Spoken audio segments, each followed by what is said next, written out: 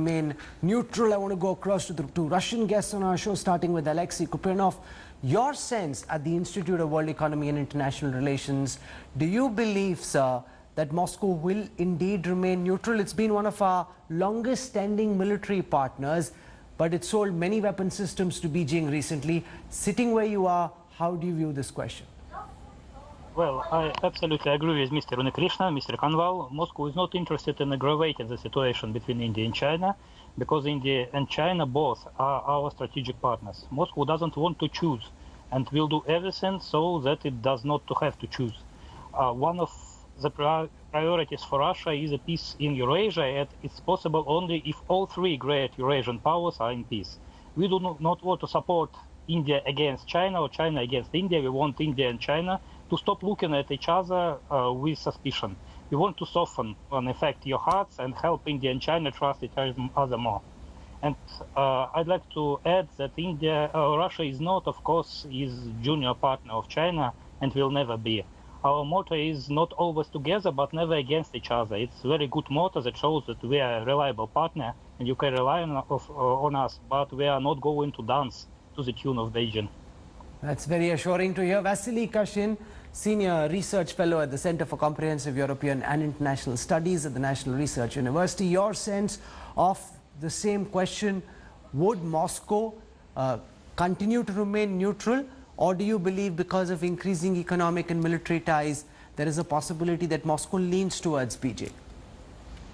Well, I think what happened between China and India is very bad news for Moscow, and Russia is absolutely not interested in any kind of conflict between China and India, which are key partners of Russia in Asia. In such an unfortunate situation, Russia would do everything possible just to stay away from this.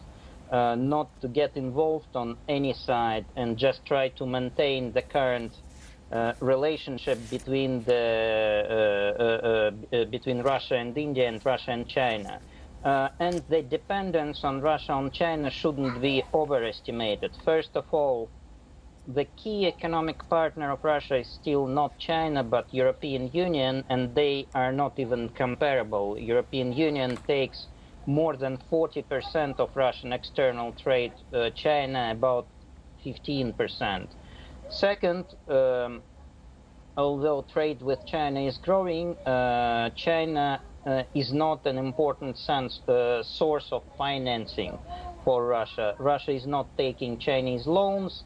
Russian public debt Russia is very low, so there is no way it can impact the decision making. In terms of defense cooperation, it's our cooperation with China and our cooperation with India are comparable. We have significant arms trade and significant military-to-military contacts with both powers. With Chinese, there have been more growth in the recent years, but still it's about the same level. The Chinese are ready to commit more forces for joint exercises, but in general, our activity with the Chinese is aimed at two goals: containing the United States and increasing trust along the Russian-Chinese border. We are not interested in any involvement. Okay, of so China's let's build on what you're